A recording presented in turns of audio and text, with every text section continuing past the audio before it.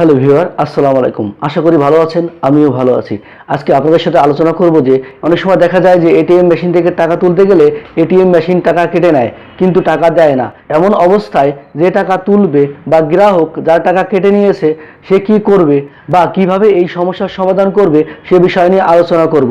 যদি ভিডিওটি ভালো লাগে তো ভিডিওতে একটি লাইক দিবেন ও এখনও যারা আমার চ্যানেলটিকে সাবস্ক্রাইব করেন নাই চ্যানেলটিকে সাবস্ক্রাইব করে পাশে থাকা বেল আইকনটি চালু করে দিয়ে আমাকে উৎসাহিত করবেন। ভিউয়ার, টাকা কাটার ধরনটা সাধারণত দুই ধরনের হয়ে থাকে। সেটা হচ্ছে ধরুন যে ব্যাংকের অ্যাকাউন্ট সেই ব্যাংকের এটিএম থেকে টাকা কাটা, আরেকটা হচ্ছে এক ব্যাংকের অ্যাকাউন্ট আর এক ব্যাংকের এটিএমে যেয়ে টাকা তুলতে যেয়ে টাকা কাটা।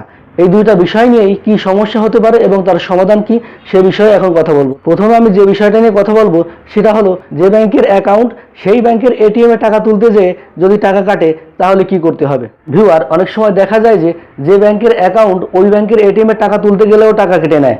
সাধারণত টাকা কাটার কয়েকটি কারণ থাকে। সেটা হচ্ছে নেটওয়ার্কের প্রবলেম, অথবা মেশিনের টেকনিক্যাল প্রবলেম, অথবা মেশিনে টাকা আটকা পড়ে থাকে। তার কারণে অনেক সময় টাকার কমেন্ট দেওয়ার পর ফোনে মেসেজ এসে যায় যে আপনার টাকা এত টাকা কেটে নেওয়া হয়েছে, অথচ টাকা পাওয়া যায় না। সেই ক্ষেত্রে হেল্পলাইনে ফোন দিতে হবে, ওই ব্যাংকের হেল্পলাইনে ফোন দিতে হবে।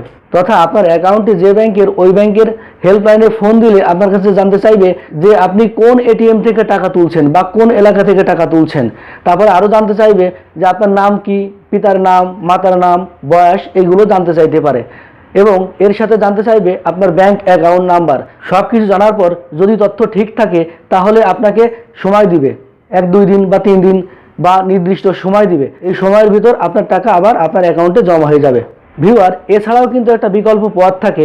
কখনো কখনো দেখা যায় যে ব্যাংকের অ্যাকাউন্ট ওই ব্যাংকের এটিএম থেকে টাকা তুললে ওই ব্যাংকের যদি সংশ্লিষ্ট অফিসার ওখানে উপস্থিত থাকে তাহলে কম্পিউটারের মাধ্যমে মেইল দিয়ে দিলেও কিন্তু অটোমেটিকলি টাকা অ্যাকাউন্টে জমা হয়ে যায়। ভিউয়ার, এবার যেটা আলোচনা করব সেটা হচ্ছে এক ব্যাংকের অ্যাকাউন্ট যদি অন্য ব্যাংকের এটিএমে যায় টাকা কাটা পড়ে।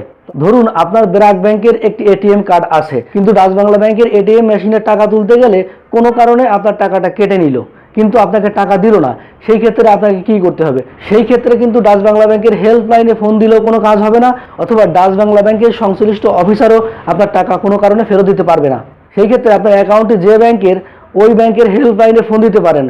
ফোন দিলে আপনার সকল তথ্য যাচাই করে কিছুদিনের ভিতর দেখবেন যে আপনার টাকা অটোমেটিকলি আপনার অ্যাকাউন্টে চলে আসবে।